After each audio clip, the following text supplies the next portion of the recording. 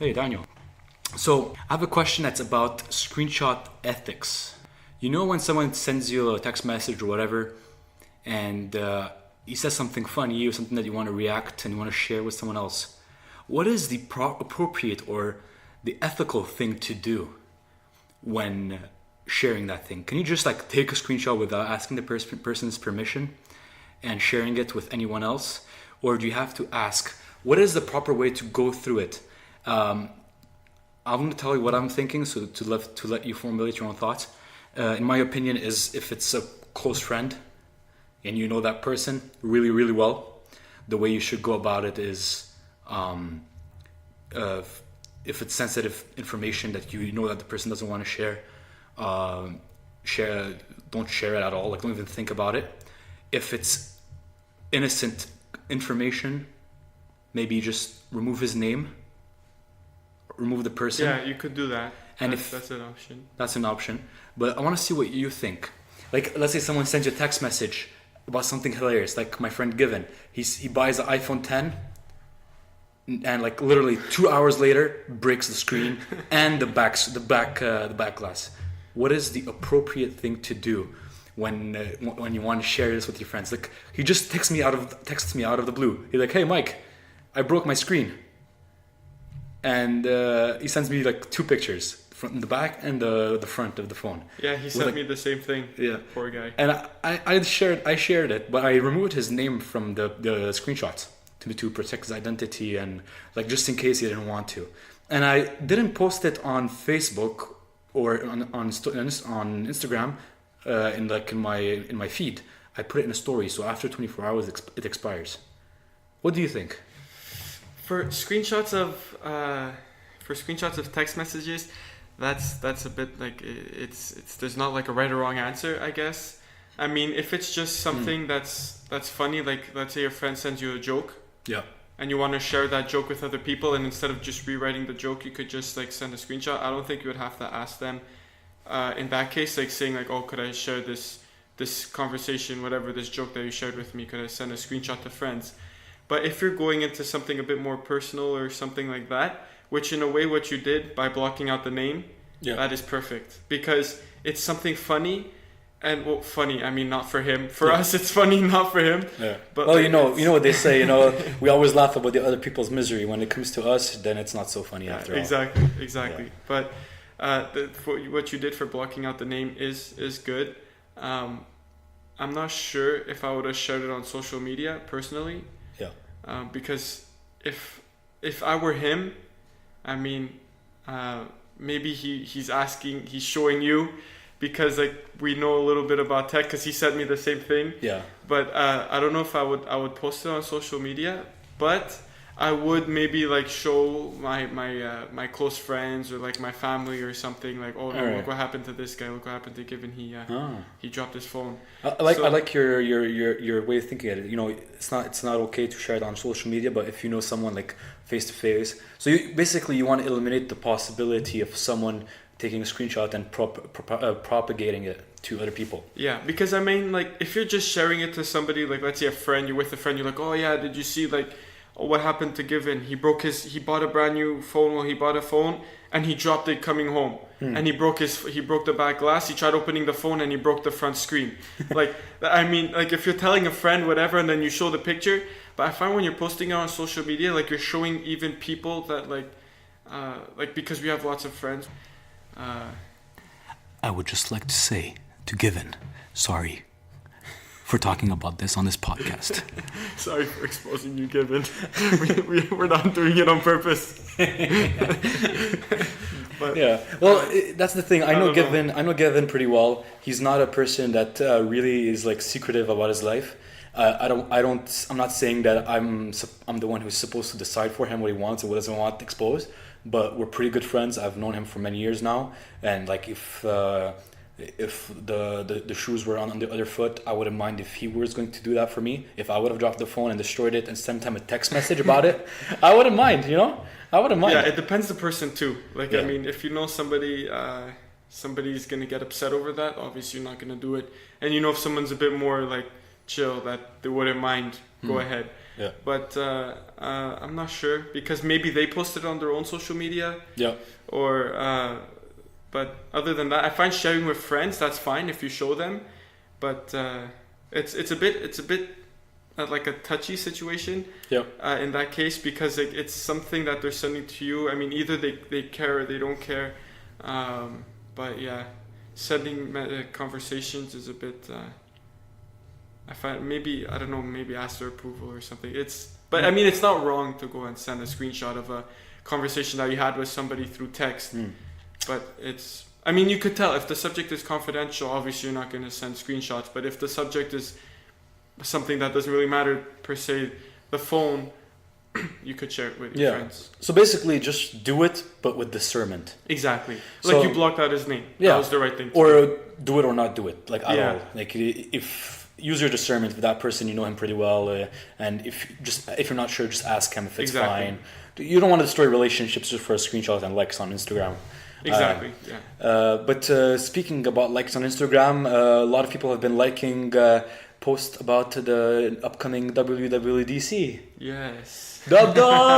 Good morning, everybody. How are you? Good morning. Man, I can't wait. 3 days. You know I'm going to miss it, right? I can't watch it. I have my driving exam at the same time. Oh. It's starting June 3rd, right? June 3rd, at Monday. 1 o'clock. This upcoming Monday. So today we're Friday night. So in 3 days exactly, maybe a bit less than 3 days now. It's like 2 days and a half. At 1 p.m. Canadian time. East Coast, East Coast time. And so I have my driving class right before that, but I have to go and rent the driving class car half an hour before. So basically I'll miss it. And I'm not worried because Gui Rambo from 95 Mac created this application on the Mac which basically records it for you. It captures the WWDC and you can watch it whenever you want. You can watch it live. And right after WWDC, it's like being recorded while the show is going on, and then you watch it after. On your phone, on your Mac. He basically cloned the WWDC app for the iPhone and put it on the Mac and made the download instant. And he also has another similar app. It's the WWDC app, but for the Apple TV. Oh wow! So you could live stream it there, and so so I have both. They work pretty good. So I'm not worried. I'm gonna watch it right after. I'm gonna miss the spontaneity of it. I'm not gonna look at all my social media. Don't send me anything. I'm gonna spoil it for you. Some people they don't want to go on social media while Game of Thrones is playing or any other TV series. Me, it's WWDC. I want to see it live. I don't care. I don't care about Winter Soldier, Infinity War, Endgame spoilers. I just care about WWDC spoilers. Yes. I want to see it when it happens. I want to get the full experience. So, to all of you Apple fans that know me personally, have my number. Don't text me, or I will kill you. But if you kill me, who's gonna do the podcast with you? I'll find someone else. You're expendable. Wait, what? But I didn't know that you could stream the keynote off the WWDC app. I think what he's doing is you can. But what he's doing is he's stealing the feed from the website and putting it through his own servers. I see. The guy has he has a Cloudflare server and a Linode server, and then he spreads it again through that. And Gui Rambo has these amazing app. He has Overcast for Mac. Overcast doesn't have a Mac app, but he made one.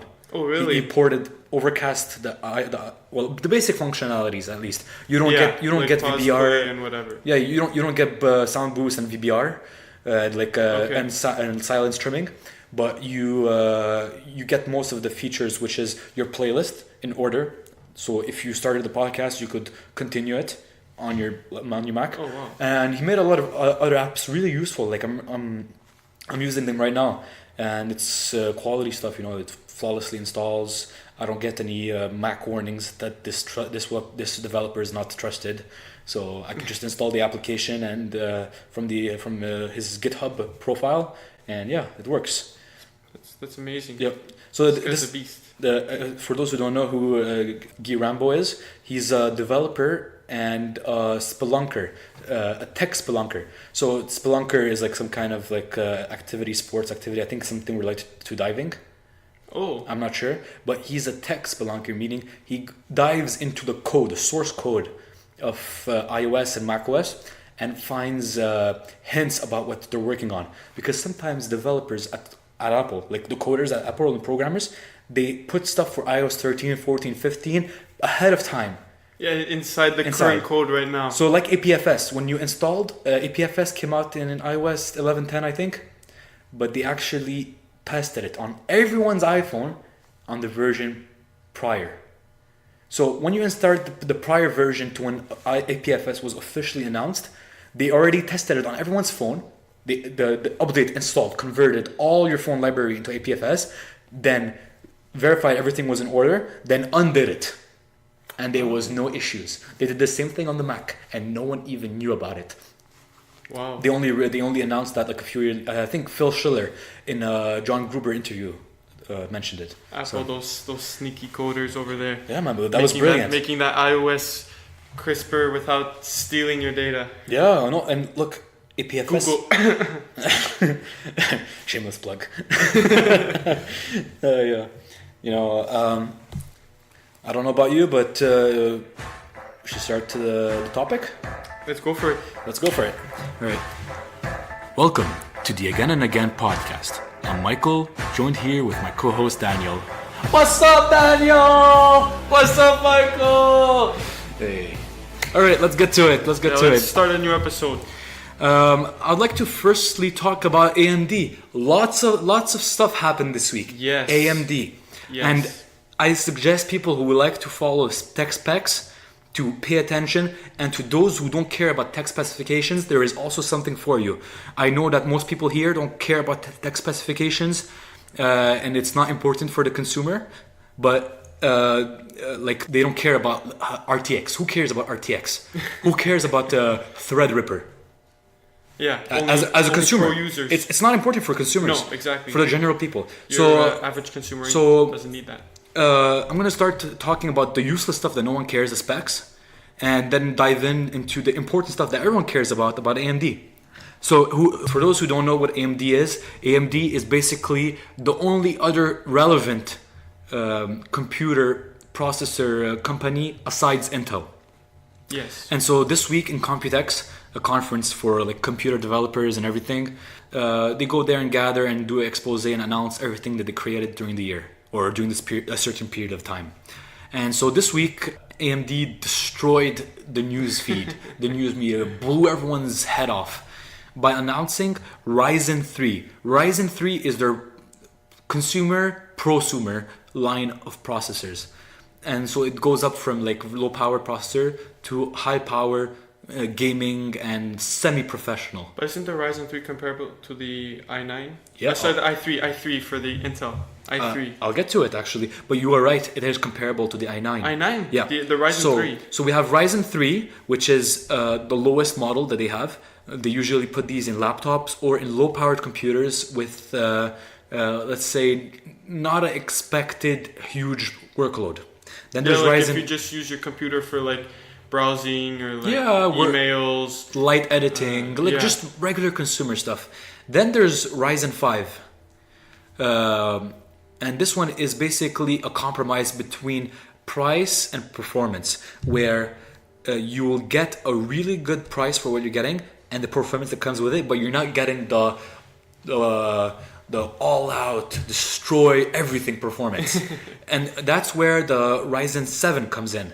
Ryzen 7 is a beast of a machine, or a processor. And just to make the waters even more violent with Intel, they released Ryzen 9. Oh, they came out with the Ryzen 9. Ryzen 9. And the Ryzen 9 destroys basically everything that Intel has to offer. Every single offering that Intel has to offer for the prosumer market, it beats it easily. Really? So in the first generation Ryzen, AMD made something that was cheap and kind of comparable to Intel's offering, but it didn't match it. Ryzen 2 was an efficiency fix, or upgrade. They didn't work on performance, they worked on efficiency. They made everything that they already had in Ryzen Gen 1 and made it more efficient. So you could put it in laptops. The reason why they could do this is because everything is modular. Modular is the future, bro. Yes. Not modular phones, but modular components. Yeah, modular. It's you need modularism. Cuts cost. Yeah, exactly. And what they did is they released a 12-core consumer product with 24 threads on the 10 nanometer node. So Intel doesn't have anything on the 10 nanometer node except the low-powered Intel processors for laptops. Aren't they on 12 right now? 14. They're on 14. 14. And when I say 14, I mean an average, because they might have certain parts of their processors running on 10, on 3, on 2, but if you do the average of all the components, all the semiconductors, you average them out, it's 24. They might have some 14. Wow. They might have some stuff on 24, on 28. This is the reason why Apple has thermal problems. Because Intel has 14 nanometer chips instead of 10 nanometer chips. tips. Beef 2D. Yeah, sorry, I don't know what happened here, you know. I had something in my throat, you know. Yeah. Then they also announced compatibility. I'm having a hard time with these words today, bro. With like more than 3 syllables, you know, compatibility. I have to say them slowly. Compatibility. That's like 5 syllables, bro. We'll just stick with the simple words this episode. Yeah. Well, what's a synonym for compatibility? I don't know. Crickets. No, you don't have to look at it. Anyways, they announced compatibility for PCIe 4.0. Now, to most of you, PCIe means nothing, and 4.0 even means more nothing. But what this means is, to you as a consumer, what it brings you, what it benefits you is, it's faster. Okay. So for you tech people, we're going from a PCIe 3.0 speed of 15 gigabyte per second, not bit, byte. So that's 1,000 times greater, or more than 1,000 times greater than bit. To double, which is 30 gigabyte per second. And that is incredible. And I'll tell you why later. And so they're basically the first. PCIe is not present on PCIe 4.0 is new. It's not available on Intel yet. So I am hoping that Apple was able to make something with that. Yes. I'm hoping. Because, you know, with the Mac Pro. Apple uses AMD GPUs. Yeah.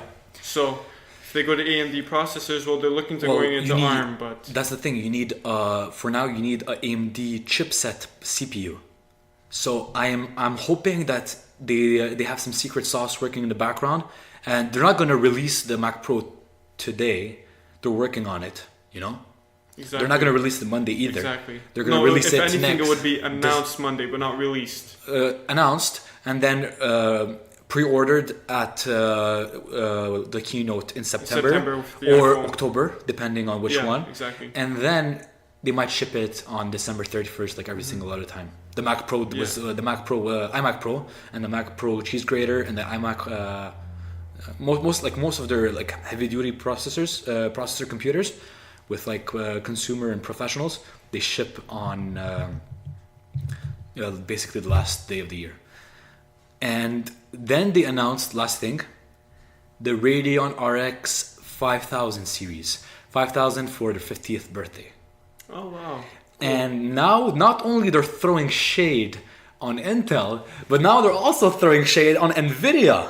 Oh. And so the only thing that they have in common between NVIDIA and Intel is that they ridiculously boost their prices because there's no competition in the market. Because AMD was lazy or lacking previously. Yeah, exactly. But now, the only ones now AMD is like, I'm back and I'm coming for you. This is the day of your reckoning. And so they come with processors, Ryzen 3, 5, and 7, and 9, Gen 3, at half the price half of the price of what Intel is offering, and sometimes a third of the price of what Intel is offering, especially for the i9 stuff, the i9 versus Ryzen 9. That's like a threefold difference almost. 3 times cheaper. 3 times cheaper. Wow. And now they did the same thing, but with the RX 5000 series. The RX 5000 just itself is comparable, like the lowest model of the RX 5000 is comparable to the RTX NVIDIA RTX 2070. To those who don't know what the RTX 2070 is basically almost the best graphic card that NVIDIA produces for consumers, the gamers, and professionals. Yeah. It is exactly. It is all. It's. I don't know if there's a 2080 Ti. I think there is. Okay, it's the third. It's the third or fourth best thing you could buy in NVIDIA. And what they did is they just popped up with half a cheaper one, a cheaper graphics card, and it's 10% faster than the 2070. It's 20% faster. No, sorry, 10% faster. 10% faster than in the 2070 from NVIDIA. Wow. And it's cheaper. And that's the base RX Radeon RX. Do you have a price for it? Did they announce a price? Not for the graphics card. We have prices for the CPUs. So the best Ryzen Gen 3.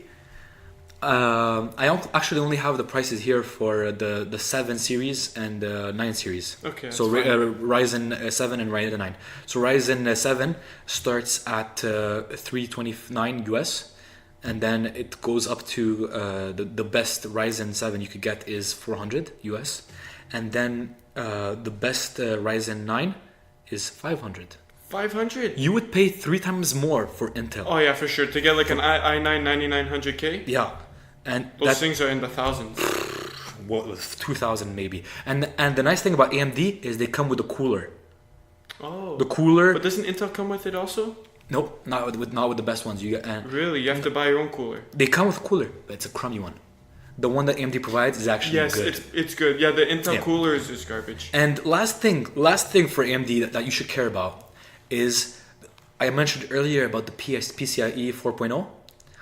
And what this allows is SSD speeds for M.2 drives of upwards to 5 gigabits per second in read and 4.3 write, as opposed to 3.3 read in PCIe 3.0 and write of 3.2. So that's almost 1.5 times increase on that's both. Insane. And like if you're doing a very intensive like migration workload, this is going to help you a lot. Wow. Yeah. Wow, that's impressive. That's very impressive. AMD is they're coming back in the game. Everyone was AMD sort of was always known as like the company that made like the cheaper processors weren't as good as Intel. Yeah. But now they're making a name for themselves with this new processors they're coming out with. It's the compromise model. Exactly. It was in the past. It was, yeah. Not anymore. Not anymore. And live update, they do have a 2080 Ti, RTX 2080 Ti. Nice. Live updates. Okay, so there you go, people. For those who have $3,000 burning a hole in their pockets, you could buy one, or you could save maybe a third of that and buy a RX 5700. This is not a sponsor spot. No. AMD, we're here. We're here. Yeah. We're Team Red here. We would like you to put your stuff in, the MacBook Pro. The Mac Pro coming out this on Monday. It could use a Threadripper processor, a Threadripper, or the iMac Pro could use a Radeon R9. Yeah. Sorry, my throat. Sorry. I don't know what's happening today, man. A lot of. I know it must be the air. I don't know. Yeah, like we're in the attic right now, so it must be like the fungus or whatever in the air, or like moisture. Yeah, and I found another live update for compatibility. I found you another word that is less than 5 syllables. Oh. Fit. Whoa. Oh. A whole new world. So now we don't have to use words with with a lot of syllables anymore. Yeah. Fit. No, it's good. And so what it benefits. So everything we said here for most of you means nothing at all. But what it means concretely to you and your wallet is you're gonna pay less and get more out of your technology. So next time you go buy a computer, make sure that it has a Ryzen processor, and if you want a graphics card in your computer, get a Radeon. Yes, exactly. Get a Radeon. Or if you want to buy an eGPU for your laptop. That too. Let's say you have a Thunderbolt equipped laptop, and it has to be Thunderbolt 3 because 2 is pretty much useless. It's not fast enough. You could get a pretty good graphics card for cheaper than the competition, and now you get really good performance for what you're paying for, and you're not compromising as much because you also get ray tracing now. Oh. Did I mention that? No. You get ray tracing. For most of you, it means absolutely nothing, but I'm gonna say it anyways. That's. I'm gonna put articles in the show note. Tom's Hardware made a really exhaustive compilation of everything that happened, and I'd like also to let you guys know that from now on, whenever you're watching us on Apple Podcast, I will mention to you that you could look at your album art from the podcast, and sometimes pictures of what we're talking about will appear. So instead of having our logo as the album art, pictures of what we're talking about may appear. If you go back to last week, when we were talking about the keyboard and the clickiness of the keyboard and the inverted T, you could see on the album art that it changed to the old MacBook keyboard. So keep an eye out. So when we say it's going to be in the show notes, look at the album art. The picture might change to something that we're talking about, and you could see what we're talking about without having to change. Yes, it's a nice touch from our all-star editor, Michael. Yeah, I'd like to thank Marco Arment for creating the product called Forecast, which allows us to do this. And now also you have chapters in the podcast. We have chapters, so you could skip to, if you find a topic not too interesting, you could skip to the next topic without having to scroll through the timeline. You just go in the parts of the podcast, and you could skip to the next topic. Yeah, that's. I find that convenient if you find something is a bit dull and you're not interested in it. Yeah. So speaking of the Mac Pro and MacBooks and AMD processors, there's a new research that finds that 71% of students in higher education today use or would prefer to use a Mac. Ooh. I could faintly hear Microsoft pulling their hair from their head. And when I say Microsoft, I mean like all Microsoft computer producers, like all of them, especially Dell and HP. Yeah. Like I could hear the Koreans from ASUS yelling, "Oh no, this is no good." So like this is bad news because this is the next generation. Exactly. Next generation. These are the people is Apple are studying right now in colleges. Yep. By higher education, that means that not high schools. It means like colleges and universities. So students prefer to use MacBooks and macOS over Windows computers and Windows. So that's a very good thing for Apple. We support that because we're true loyal people to Apple.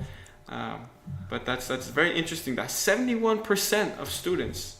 That's a lot. That's a lot. And if these people go into jobs where you're you're just using computers for your jobs, either the programmers or movie editors or music producers, they're gonna end up buying it says either they use or would prefer. So that means some of these people are using Windows computers because they can't afford Macs, because Macs are more expensive than Windows computers.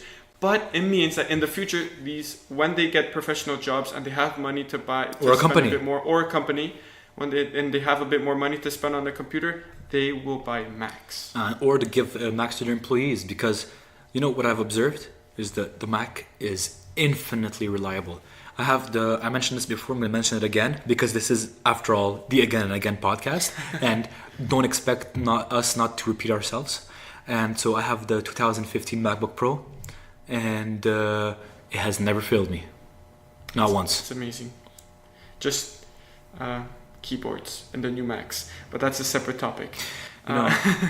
People have exhausted that topic. Yeah, exactly. We're not on gonna... On YouTube, the people that complain about the Mac, like ever since the 2016, every video about the MacBook Pro or any MacBook, the keyboard. But it's butterfly keyboard. It's true. I mean, I went to an Apple store. True. And I used the MacBook Air, and there were like 4 keys that didn't work. True. 4 in the display unit. I mean, if that's the display unit that's broken, I mean, true.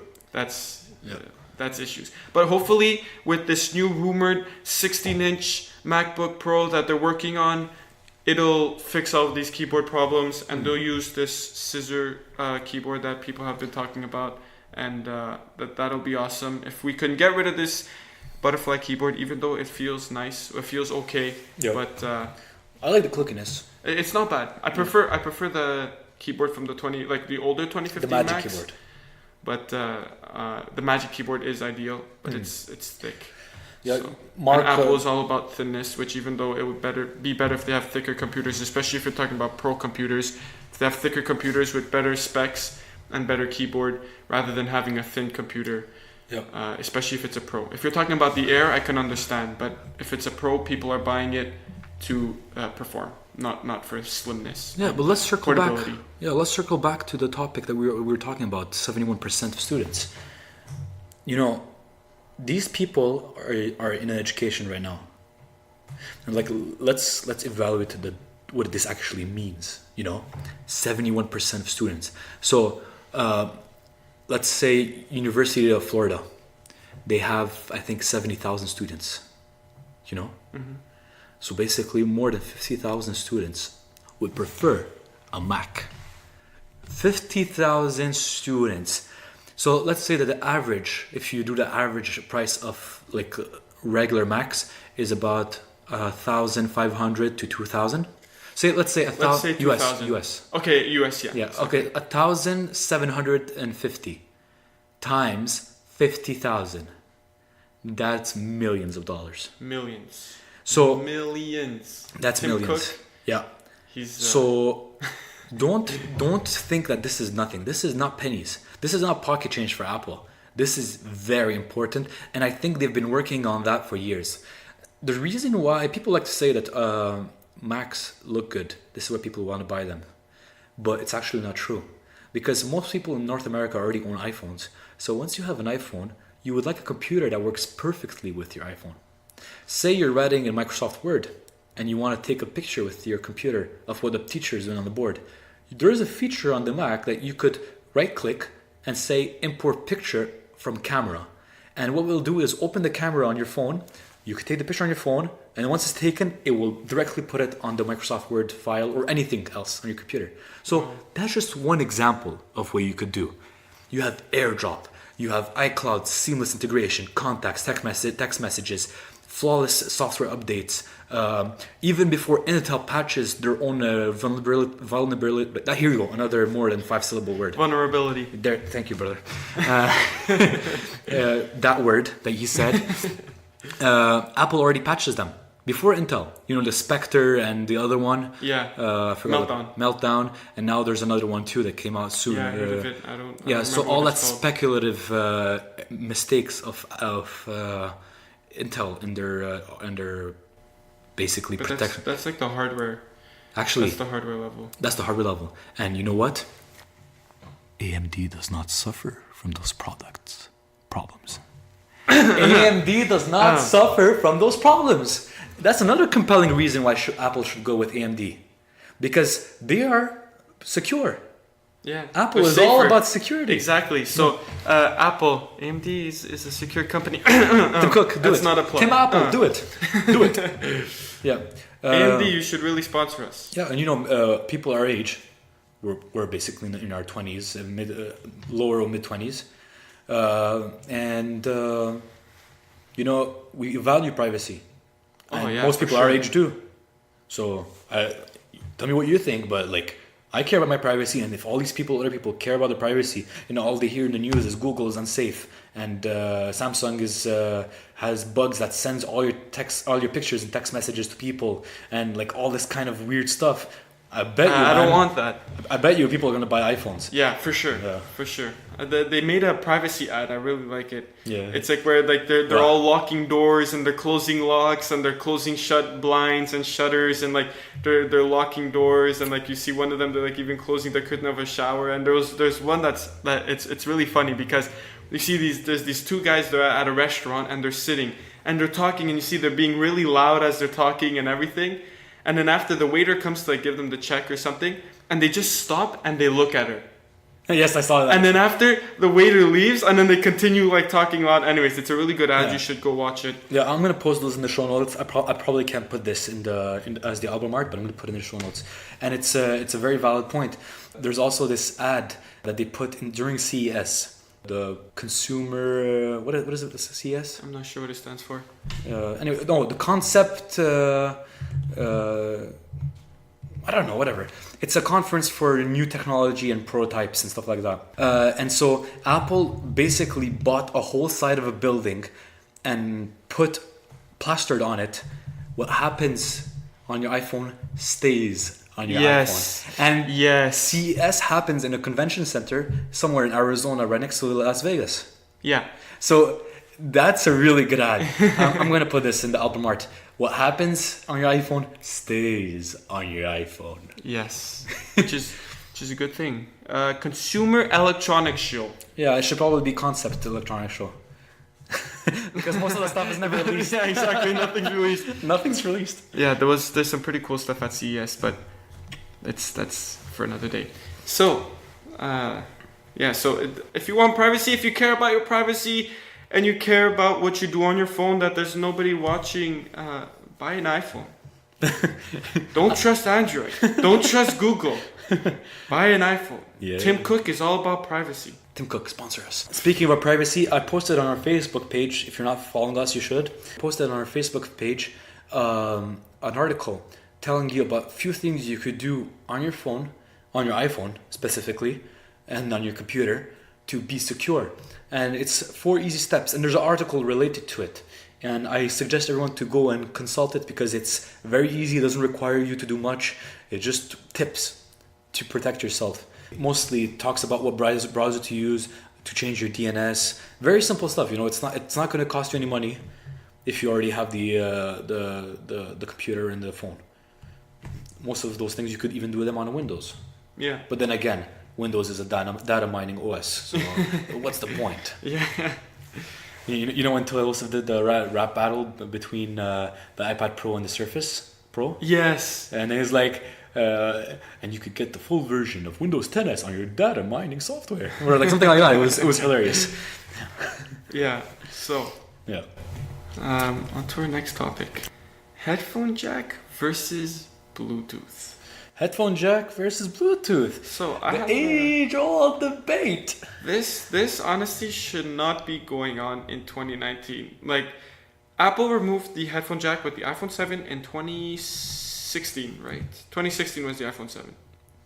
If I'm not mistaken. Yeah, 2016. So Apple had good riddance of the headphone jack on their phones. That's the right word. Good riddance. Good riddance. That's exactly what it is. They had good riddance of the headphone jack on their phones. With the iPhone 7 in 2016, and at the same time they announced their AirPods and they released their AirPods a few months later. Now the thing is that everybody was giving Apple slack for removing the headphone jack because like we like our headphone jack, we like our high quality audio, we're audiophiles, we care about that latency free, difference that high frequency, you don't blah, even blah, notice, blah blah blah. And all these people make a big stink about the fact you know what I call them? They don't have headphone jacks on their phones. You know what I call them? What? Tech aristocrats. You know, people with like they're very high knowledge. They walk around like this, and like yes, I use a OnePlus and a Galaxy Note. I use the pen daily with my wired headphones with impedance of 70,000 ohms. Like no one knows what it means, and you probably don't know what it means. No one has ears that good enough after listening. No, but the thing is that you probably don't even have headphones that are good enough to realize the difference. You need an amp to make that work, to make it hear the difference. Yeah, like it honestly, like Bluetooth nowadays is so good and so high quality, and the latency is so low that I don't understand why people like now a new phone comes out and it's like the new OnePlus 7 Pro came out and I don't think it has a headphone jack and then they're all like, oh, the OnePlus 7 Pro doesn't have a headphone jack. Then the Pixel 3a comes out and it has a headphone jack. And I'm like, oh, you buy a cheaper phone and you get more functionality because you have a headphone jack. More functionality than an iPhone. Get out of here. It's better than an iPhone. The reason why cheap phones have headphone jacks is because the reason why people are buying cheap phones is because they can't afford expensive phones, which means they can't afford expensive headphones that are Bluetooth, so they buy cheap wired headphones, so they need headphone jacks on their cheap phones. And actually, I don't agree with what you just said. I agree with most of what you said, but what you just said here, you're right, actually. Everything said except one thing. They're not cheaper. Because, look, let's not hide it. I'm tall. I'm like really tall. Daniel is too. And tall people, especially guys, tend to wear bigger pants to fit them. And bigger pants have deeper pockets.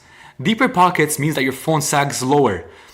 A lower sagging phone in your pocket means that your wire is always pulling on your ears because it's too short. Yes, that's I also have very annoying. destroyed hundreds of, okay, not hundreds, 50 headphones wires just because of that.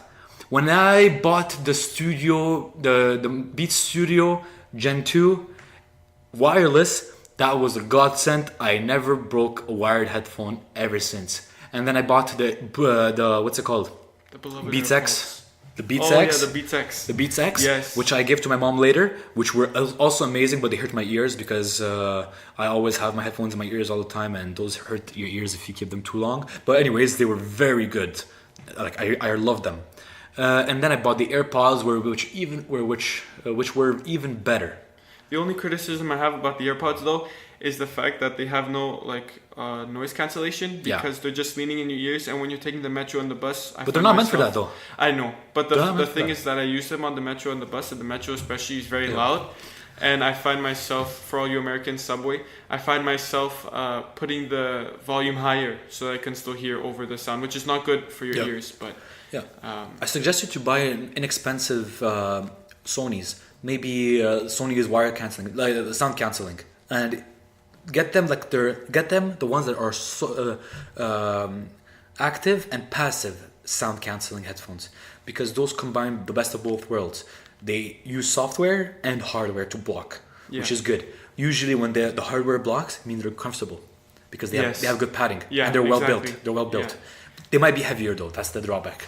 I find that's not too bad. You could get a good pair for about say 150 for Sony sound canceling. Okay, that's not Bose bad. Bose you could get Bose the older is ones. good. Or even I heard the Microsoft ones. I forgot what they're called. But they're expensive, bro. Expensive. Oh, they're expensive. I don't remember what the price No, was. like you get a QC25. You'll have to change batteries, but they're $100 each. Oh wow, that's not bad. Yeah, it's not bad. So like you could get the QC35. But you'll pay more, or the 35 Gen 2, which are even more expensive because they have OK Google compatibility. Oh, okay. Or you could get the Sony MDX 1000 Mark 2 or 3, which are excellent offerings, but you could go for the Mark 1, which are also very good and cheaper. So that's one thing. You could also get the Beat Studio, which I don't recommend because all the other brands we recommend right now are better. Cheaper and better. And Sennheiser has a few things, but I'm not bad. I don't really know about Sennheiser. I would like Power Beats Pro, but a bit expensive. Just a bit expensive. Just $400, Just $400 with tax. Kanakistan Kopecks, of course. just an easy $400.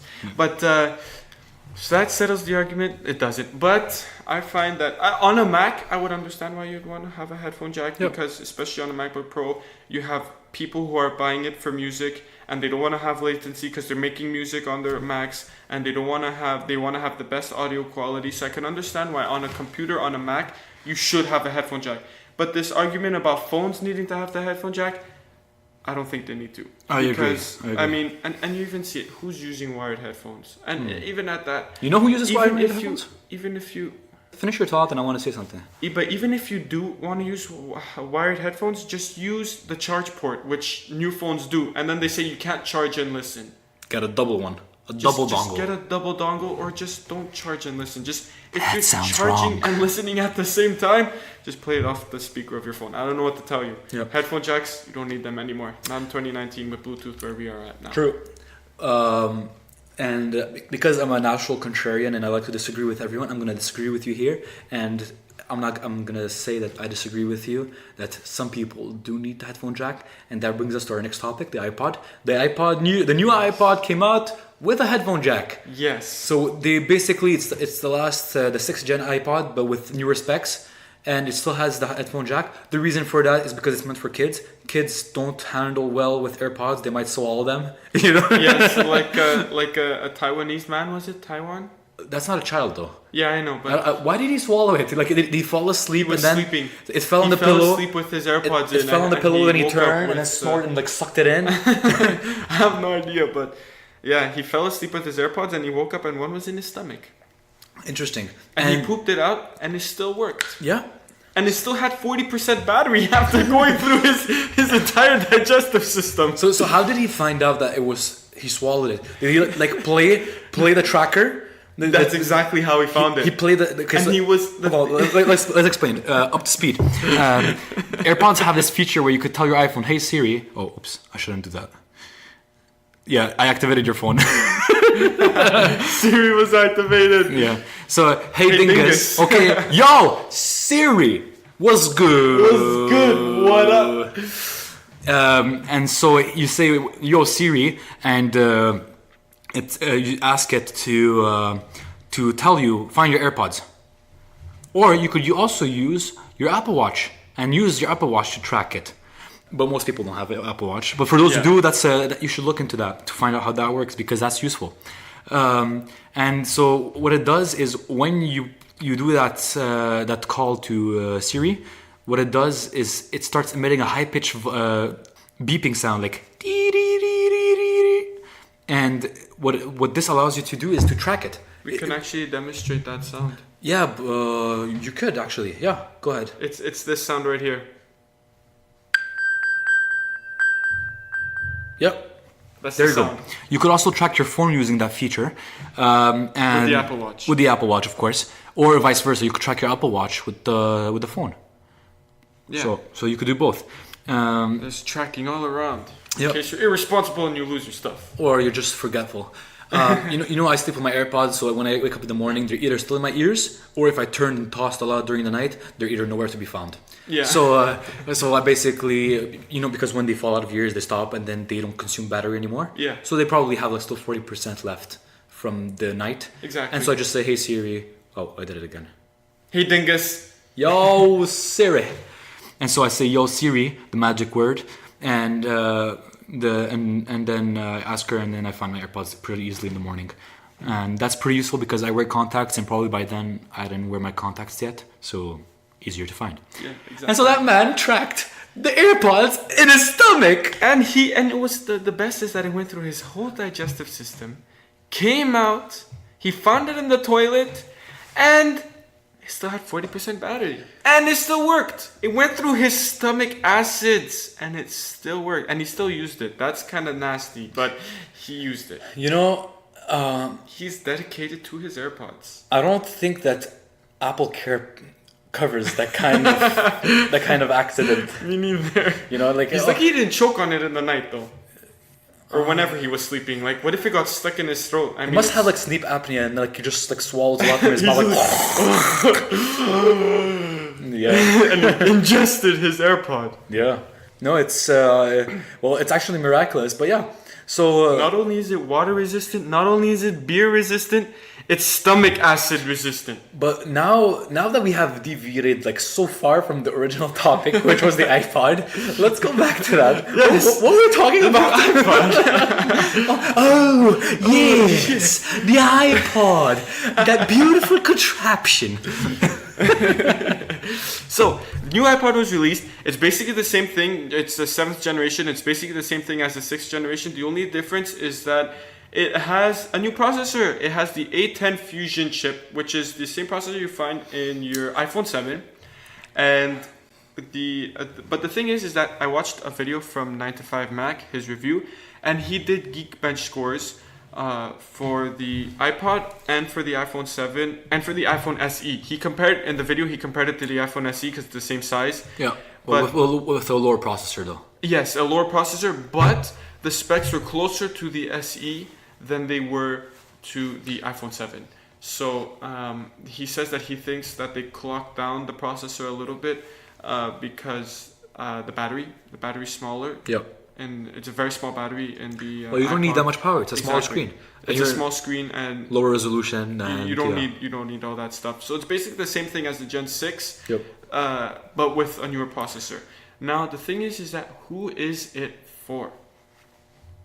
Look, people will say the ultimate device for children is the iPad or hand-me-downs. I disagree, and here's why. There's first of all, I'm going to cover the children first, and then have another segment of the population that could use iPods very usefully. First of all, we have the children, because iPads are huge, heavy. Try to get a child that is like 4 years old to carry an iPad around. It's unwieldy. Well, obviously not an iPad Pro. We're talking about maybe like an iPad Mini, iPad Air. True, but what will happen is because it's so heavy, they'll probably just end up dropping it. And you know that the heavier a thing is, the harder it falls. So because the iPad is so big, and its size entails also its mass and weight, so it will fall harder, which means that it will break easier. Whereas the iPod Touch is so light that if you blow hard enough, you can fly away. And it's twice as much cheaper. It's actually Apple's cheapest product. It goes for $199 US. Yeah. And it's pretty well spec'd, and you don't have to worry about your children destroying it. No, and it's perfect. Honestly, it's a perfect device for children. Yeah. Now, of course, the point is not for your children to pass the whole day on it. And not basically have their eyes glued on the device. You want them to do other things, which we know nothing about because we don't have children. But anyways, professing ourselves to be wise. Parenting tips 101 from the Again and Again podcast. Yeah, exactly. So stay tuned for the next week where we give tips on how to teach your toddlers how to do math equations at the age of 2. No, just kidding. As soon as they're born, you have to put those math problems in their face. Show them the way so that they become professors. Throwback. You must have Ebola to know the way. You must have Ebola to know the way. Anyways, Ebola. And the second group of people that could use the iPod Touch as a demographic is professionals. Now, believe it or not, the iPod Touch is a very capable recording device. It is also a very capable device for management, where let's say you work in a warehouse and you need a small device to keep track of code bars of your inventory. So you can just take pictures of your code bars. Exactly. They have modules that you can attach to iPods, the iPod basically acts or behaves as a scanner, camera, and operating system, and then they could add a terminal to the iPod, basically what they have in the Apple Store. If you go to the Apple Store and you buy something, you will see they have an iPod glued to it's an iPod? I thought it was an iPhone. It's sometimes an SE or iPod, depending. And so it's glued. It's not glued. It's plugged into this huge Motorola case. It's a Motorola case which has credit card features to pay. So on one side you have the regular terminal you get in stores, and on the other side you have an iPod. And so what this allows them to do is, instead of having a computer for you to pay or a cash register, they do everything from the iPod. It's amazing. And it's very futuristic. Yeah. Just to put it simply. And it's efficient. Why? Because when it comes to replace those equipment, it's cheap. It's cheap. It's only $200 US. It's instead of buying this $10,000 a single register, $10,000 from IBM with this computer and this database and this server and everything, and the register and the machine and the software with it, iPod with a Motorola terminal.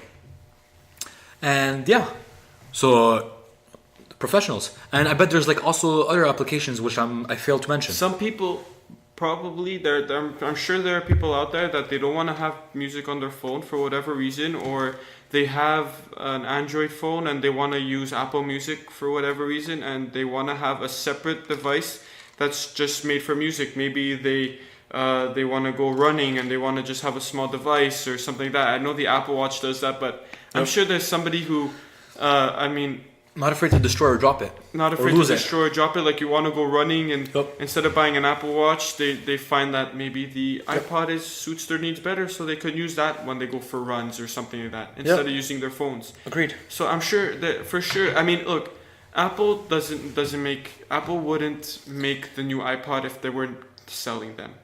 So I'm sure that there are people buying them for them to make a new one. If not, they would just discontinue it. Yeah, it's true. And also, not to mention, the iPod has a big legacy in Apple because it was the first device that they made, mobile device that they made. Let's like destroy the world. And destroyed the world with their listening capabilities. But now, it's sort of with the iPhone. But the iPod is the true origins of Apple. Yeah. And, the iPod and then the iPod Touch and then the iPhone. Yeah. And us. Me and you, we grew up on the iPod. Oh yeah, like that was with the metal back there that scratched up. And we everything. knew, that's polished aluminum. Yes. No, stainless steel. Yes. I knew what an iPod was before I knew what Apple was.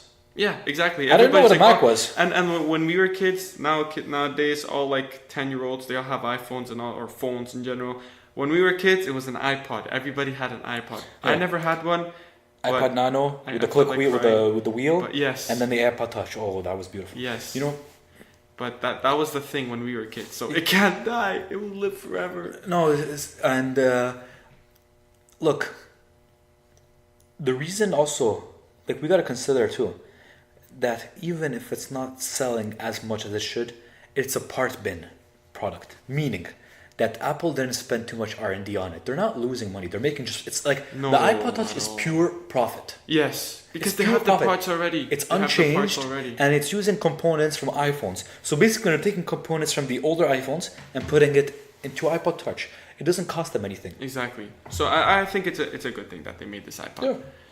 Well, I would also like to talk about WWDC. We mentioned in the opening of the show that WWDC is coming soon. It's not coming soon. It's happening soon, and we would like to put our predictions in. So WWDC is coming soon, and so I would like to do another new segment where we put our predictions in for what Apple will announce at WWDC. And from now on, we'll refer of WWDC as Dub because it is easier to pronounce. Yes, we don't like words with a lot of syllables. Especially not me. I'm not very. I speak many languages, so like saying very long syllables is challenging. And so I'll start. Yes. I don't know if you want to do some kind of bet.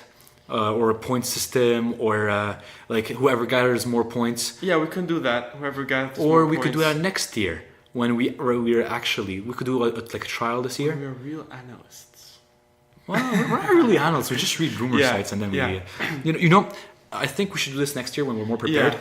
For now, we'll just say our predictions. Our predictions, and then we'll compile the ones that came out to be true next episode.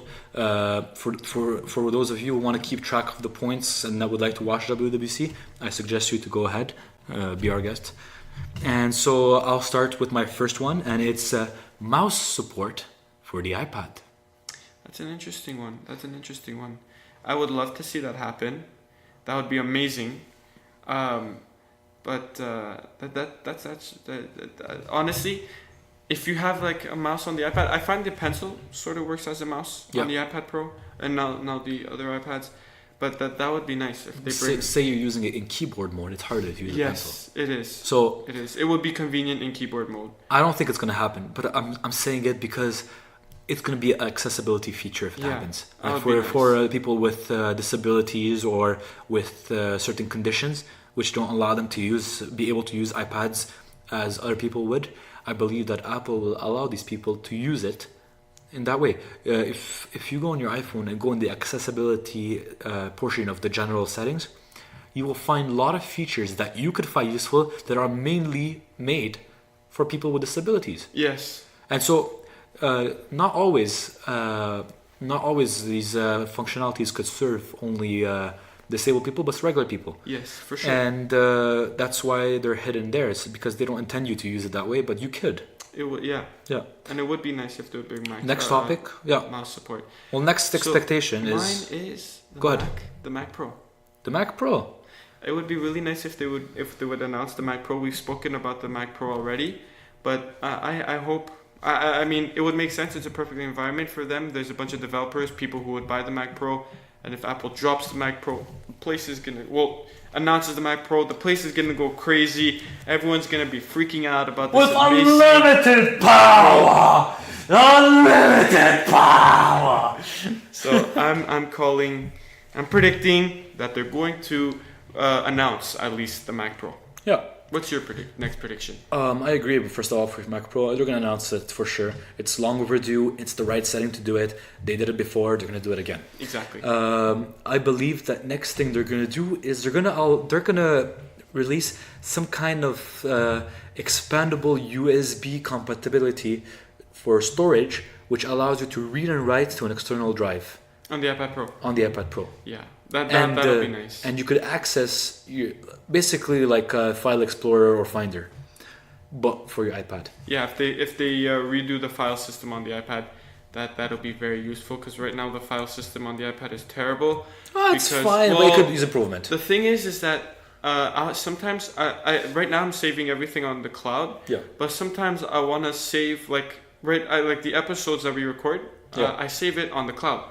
I want to save it on my iPad, on the actual SSD of the iPad, but I can't, because I can't make a new folder in files. Like if I want to make a new folder, let's say again and again podcast episodes, I can't.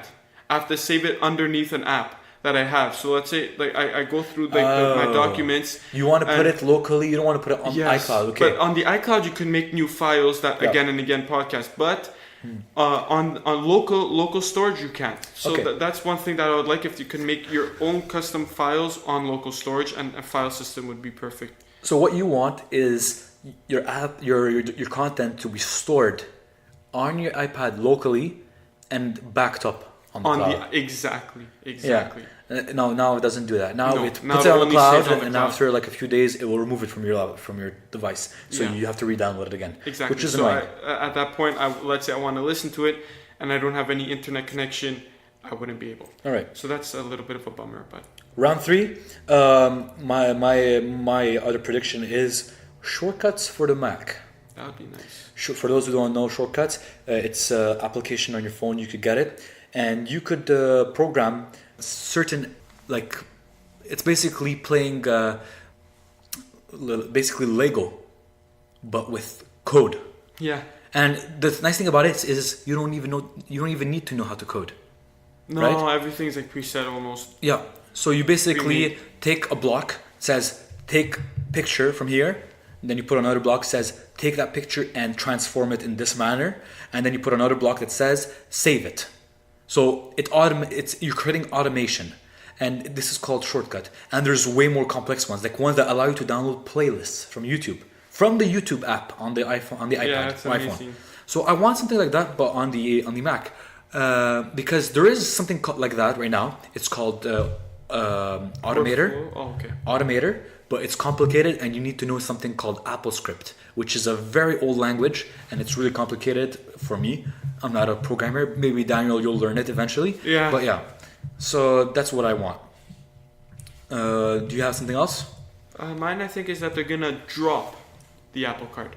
Like it was announced at the March event. I think that they're gonna drop it. We want to give some context to that one. We never spoke about it. Yeah. So the Apple Card, it's true. We never spoke about it. Up to speed. What the Apple Card is that it's a credit card. Apple announced it in March. It's a credit card that Apple is planning on making with Apple Pay.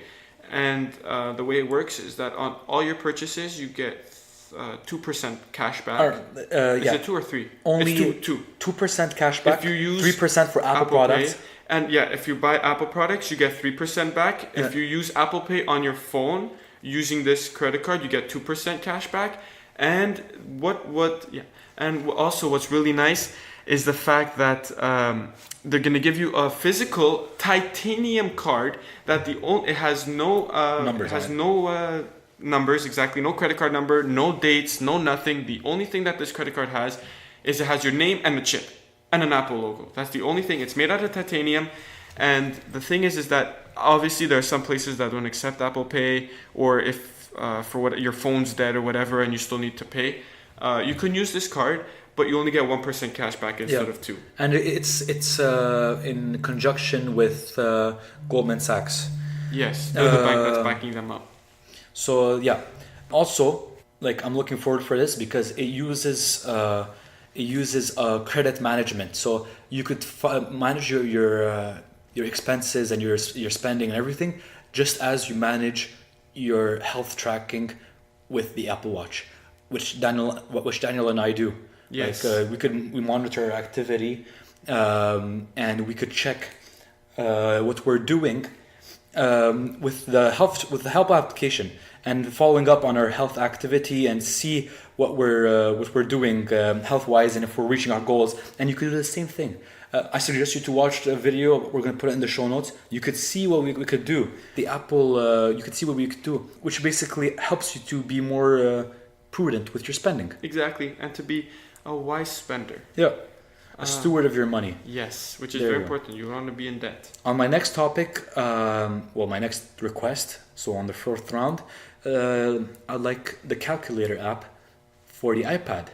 And I would like to fuse it with another request I have, and it is, I basically want Apple to allow applications like the calculator app to have a widget which we could put in Control Center. Yes. Well, you can do that on the iPhone, and it'll be nice to do that on the iPad also. Not the calculator, though. You could put the calculator as a... You're talking about as a widget in Control Center? Yeah. You could. You really? Yeah. Right there. Oh, okay. But how about in this one here? Oh, there you can't. Okay, yeah. I thought you were talking about... What is this called then?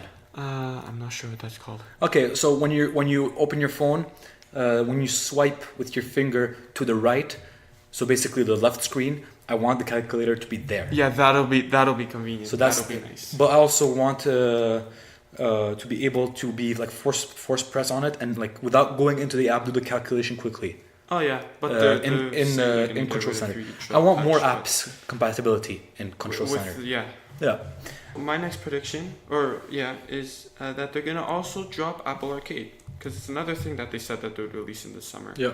So I think that they're gonna drop Apple Arcade. We never spoke about Apple Arcade, what Apple Arcade is, and also that's another good use for the iPod is Apple Arcade. What Apple Arcade is, it's a gaming service that Apple is going to release. What it is that you pay a monthly subscription, and you get access to a bunch of games. They say over 100 titles, and obviously they add and they remove. Well, I don't think they'll remove, but they're going to be adding games, and they're working with developers to make good quality games. And the thing is, now when you buy a game, if you get either you have to buy the game straight up off the App Store, or you buy a game, let's say like a Clash of Clans or a game like this, where you have to do in-app purchases to continue, or sometimes you can get the light version of a game, but you don't get all the levels and you don't get the full version. What this is going to do with Apple Arcade is that you pay this monthly subscription fee, and you get access to hundreds of games, no in-app purchases, no ads. Also, that's another thing, that you can buy a full version of a game to get rid of ads. And they're curated. No ads. And that's what Apple Arcade is. And I think they said in March, also it was announced in March, they said it's going to come out in the summer, and I think that they're going to release it at WWDC. And that'll actually be something that I'd be interested in. Yeah, a lot of these games, they make it hard for you to play it because they want you to buy tokens, gems, whatever. Or the ads that keep popping up. Or sometimes you don't get to play the bane of my existence, ads. During games is the worst. When I come to power, I will eradicate ads from this world. I will make it illegal under punishment of death. Okay, sorry. I'm going a bit far here. But yeah, I despise ads. Yeah. I have ad blocks on everything I own. Well, I don't. Yeah, even on paper. I'm just kidding. Because Google, they get them ads on paper too. I open the newspaper and there's no ads, just blank spots.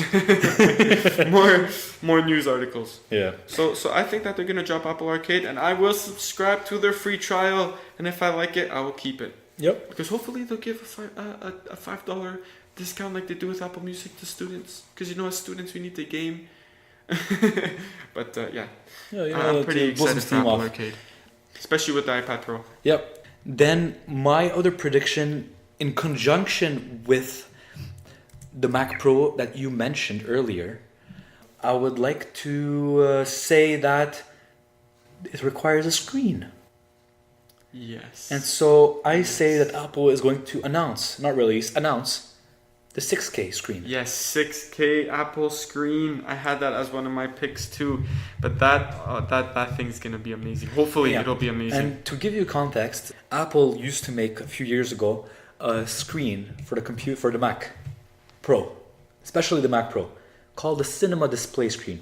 It was a beautiful screen with outside design screen, beautiful, and the screen itself, the color reproduction, the image it produced was beautiful.